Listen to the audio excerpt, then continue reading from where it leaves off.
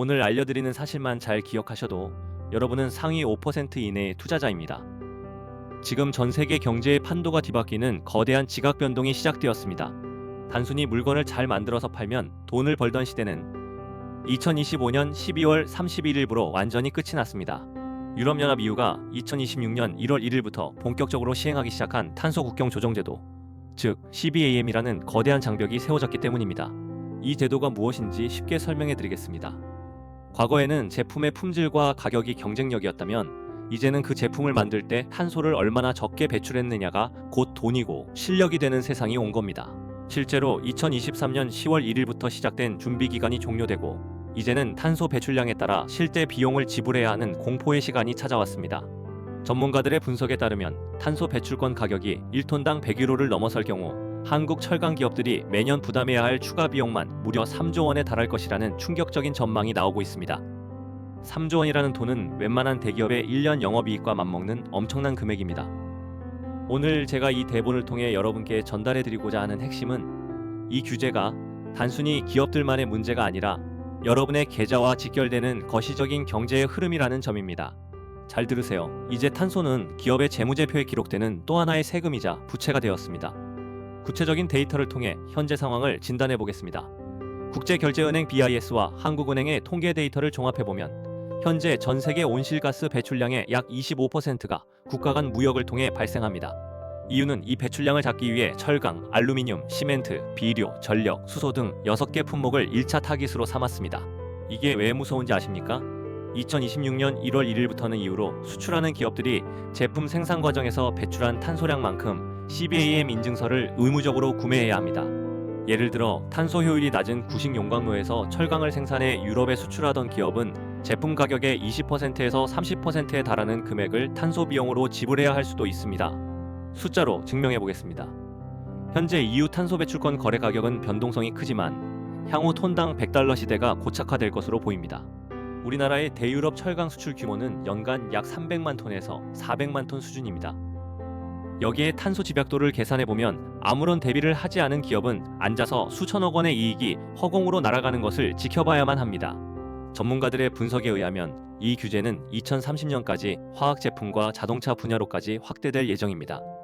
우리나라 수출의 실핏줄이라고 할 수 있는 핵심 산업들이 모두 사정권에 들어온 셈입니다. 여기서 비유를 하나 들어보겠습니다. 지금까지의 세계 무역이 누구에게나 열려있는 넓은 평지였다면 이제는 탄소라는 이름의 거대한 댐이 세워진 것과 같습니다.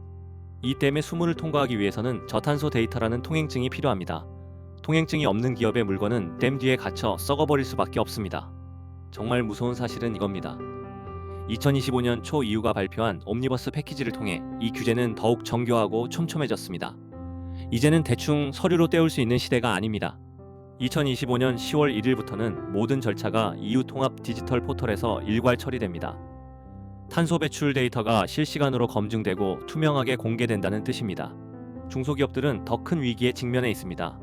대기업의 부품을 납품하는 중소기업이 탄소 배출 데이터를 제대로 산출하지 못하면 대기업은 공급망 관리 차원에서 그 중소기업과의 거래를 끊을 수밖에 없습니다. 대기업 입장에서는 탄소 배출이 많은 부품을 쓰면 자기들이 내야 할 세금이 늘어나기 때문입니다. 이것은 마치 우리 몸에 실핏줄이 막혀 산소 공급이 중단되는 것과 같은 치명적인 경제적 마비를 초래할 수 있습니다. 하지만 위기 속에 언제나 기회가 있습니다. 지금부터 제가 말씀드리는 생존 전략에 집중해 주시기 바랍니다.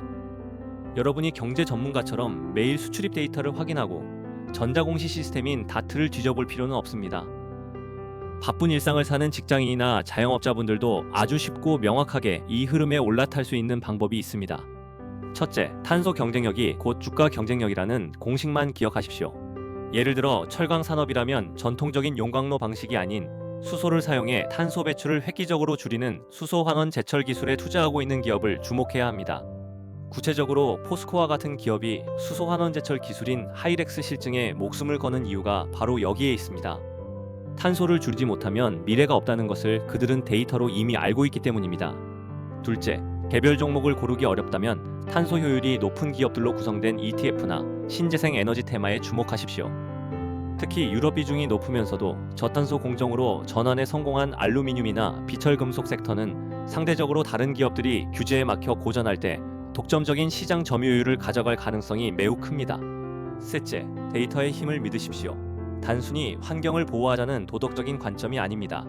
이유가 2025년 12월 3일 발표한 가이드라인을 보면 이제 제품의 품질보다 탄소 효율이 무역의 핵심 언어가 되었습니다. 데이터를 투명하게 관리하고 탄소 배출을 숫자로 입증할 수 있는 시스템을 갖춘 기업이 향후 10년의 성장을 주도할 것입니다. 여러분이 지금 당장 하셔야 할 일은 아주 간단합니다. 내가 투자하고 있는 기업 혹은 내가 관심을 두고 있는 산업이 탄소 국경세라는 파도 위에서 서핑을 할 수 있는 보드를 가졌는지, 아니면 그 파도에 휩쓸려갈 낡은 뗏목인지 확인하는 것입니다. 공정의 혁신을 꾀하는 대기업, 그리고 그 대기업과 탄소 데이터를 실시간으로 공유하며 협력 구조를 만든 중소기업들이 포진한 섹터를 찾으십시오.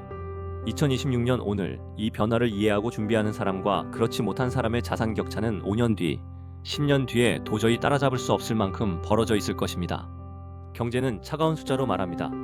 살기 힘들다는 막연한 공포 대신 톤당 100유로라는 탄소 가격과 2026년 1월 1일이라는 시행 날짜를 기억하십시오. 숫자를 아는 사람만이 이 거대한 부의 재편 과정에서 살아남아 승자가 될 수 있습니다. 오늘 제가 분석해드린 이 거시적인 흐름이 여러분의 투자 판단에 확실한 이정표가 되기를 바랍니다. 세상이 변하는 속도는 우리가 생각하는 것보다 훨씬 빠릅니다. 그 변화의 중심에 서서 기회를 포착하는 여러분이 되시길 진심으로 응원합니다.